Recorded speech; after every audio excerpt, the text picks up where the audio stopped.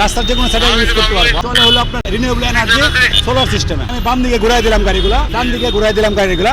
রাজধানীর বিভিন্ন পয়েন্টে ট্রাফিক সিগন্যালে যুক্ত হয়েছে মুভেবল ট্রাফিক সিগন্যাল লাইট। সেটি কিন্তু এই মুহূর্তে রাজধানীর যে শাহবাগ চত্বর রয়েছে সেই শাহবাগ চত্বরে কিন্তু এই মুভেবল ট্রাফিক সিগন্যাল যে লাইটটি সেই লাইটটি কিন্তু ইতিমধ্যে এই ট্রাফিক জোনের যারা দায়িত্ব রয়েছেন তারা কিন্তু এটি ব্যবহার করছেন। দর্শক চলেন আপনাদেরকে একটু দেখে আসি মুভেবল লাইটটি কিভাবে ব্যবহার করে এবং কিভাবে কিছুটা হলো যানজট নিরসন হয়। কোনোভাবে আজকে 6টা ডিএমপির 6টা পয়েন্টে এটা দেওয়া হয়েছে।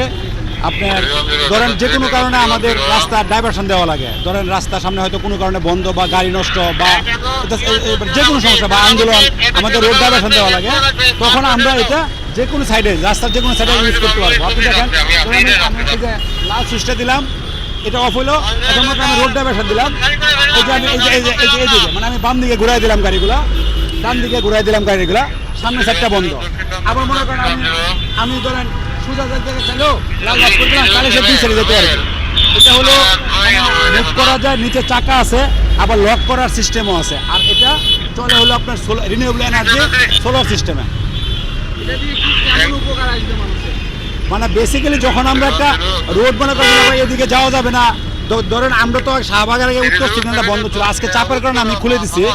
তো যখন আমি এটা দিই তখন অনেক লোকে আমাদের কাছে এসে কোশ্চেন করে, ভাই আপনারা এটা বন্ধ করছেন বা আমরা কোন দিকে যাবো, ইউটার্ন করবো কোন দিকে। এরকম যদি সাইনটা থাকে দেওয়া থাকে তাহলে আমাদের ওই স্পিচটা বা কথা বলতে একটু কম কথা বলা লাগে। আজকে 6টা জায়গায় দেওয়া হয়েছে। 6টা হলো এই শাহবাগে একটা, 0 পয়েন্ট একটা, রায়শাহ বাজার ক্রসিংয়ে একটা, তারপরে হলো আপনার বিজয় সরণির ক্রসিং, তারপরে আপনার লাভ রোডে একটা, আর বনানী কবরস্থান ক্রসিং এর এখানে একটা। এটা কোথায় কোথায় ইউজ করা সম্ভব হবে আপনাদের? এটা আপনি যে কোনো রাস্তায় ইউজ করতে পারবেন।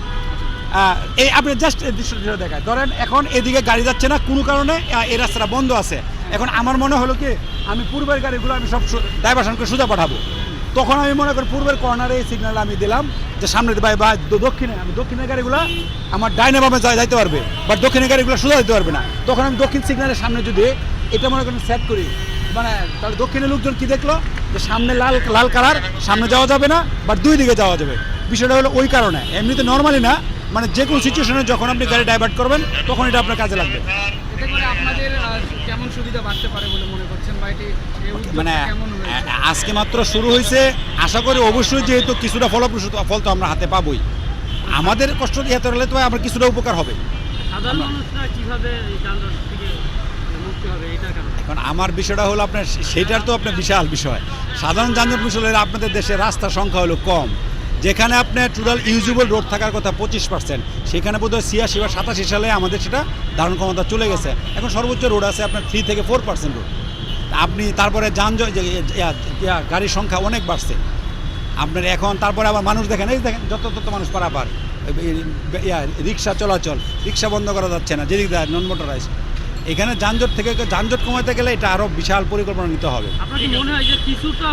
হ্যাঁ, কিছুটা হলো আপনার উপকার। আর ইদানিং গত কয়দিন যাবৎ যে মোটামুটি প্রেশার দেখতেছেন, যানজট দেখতেছেন, এটা বেসিক্যালি তেলের লাইনের কারণে।